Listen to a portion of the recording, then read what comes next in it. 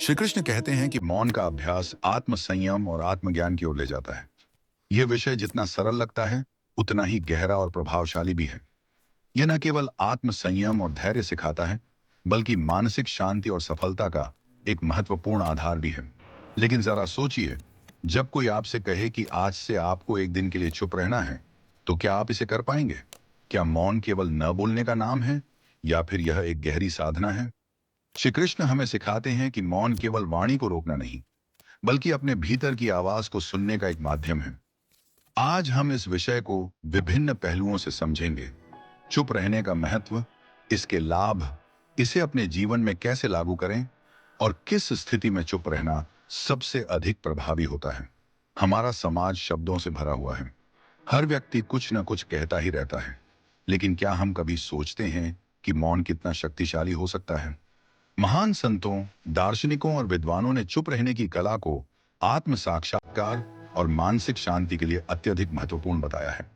श्री कृष्ण कहते हैं, युक्ताहार विहारस्य युक्त चेष्टस्य कर्मसु युक्त स्वप्नावबोधस्य योगो भवति दुःखा।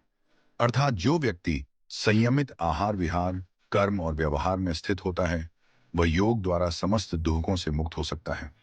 चुप रहना केवल शब्दों को रोकना नहीं है, बल्कि यह अपने भीतर झांकने का एक अवसर भी है। चुप रहने के कई फायदे होते हैं, जो हमें मानसिक, शारीरिक और सामाजिक रूप से लाभ पहुंचाते हैं। आत्मनिरीक्षण की शक्ति।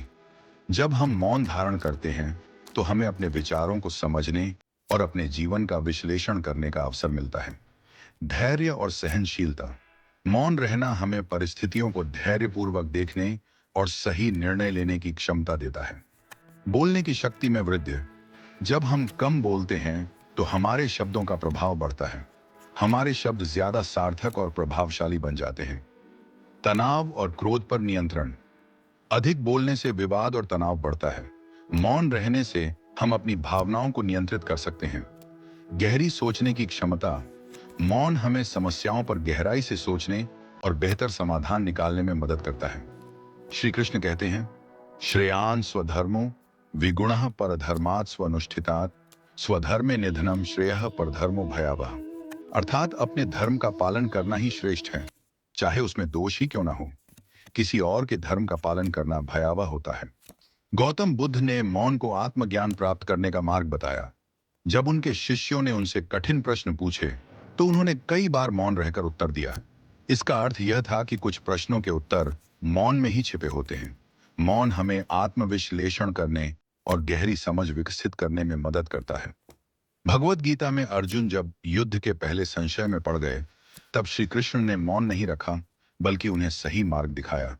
लेकिन जब अर्जुन समझ गए, तब श्री कृष्ण ने उन्हें आत्मनिरीक्षण के लिए मौन धारण करने का सुझाव दिया। यह हमें सिखाता है कि मौन और संवाद दोनों का संतुलन आवश्यक है। एक बार एक संत के पास एक शिष्य आया, जो हमेशा चिंतित रहता था और बहुत ज्यादा बोलता था। उसने संत से पूछा, गुरुदेव, मैं अपने जीवन में शांति कैसे पा सकता हूँ? संत मुस्कुराए और उसे एक गिलास पानी लाने को कहा। जब शिष्य पानी लेकर आया, तो संत ने उसमें एक चुटकी नमक डालने को कहा और फिर उसे पीने के लिए कहा। पानी खारा था और शिष्य ने मुंह बना लिया। फिर संत उसे एक झील के पास ले गए और उसमें भी एक चुटकी नमक डालकर कहा, अब इसका पानी पियो। शिष्य ने पानी पिया, लेकिन उसे कोई फर्क नहीं पड़ा। संत बोले, बेटा, समस्याएं और परेशानियां नमक की तरह हैं। जब तुम छोटी सोच रखते हो और अधिक बोलते हो, तो वे गिलास के पानी की तरह तुम्हारे पूरे जीवन को कड़वा बना देती हैं। लेकिन जब तुम अपने भीतर मौन और धैर्य को स्थान देते हो, तो तुम्हारा मन झील की तरह विशाल हो जाता है और वही समस्या महत्वहीन लगती है। शिष्य को जीवन का सबसे बड़ा सबक मिल चुका था। मौन और धैर्य से जीवन की कठिनाइयों को आसान बनाया जा सकता है। कब चुप रहना चाहिए?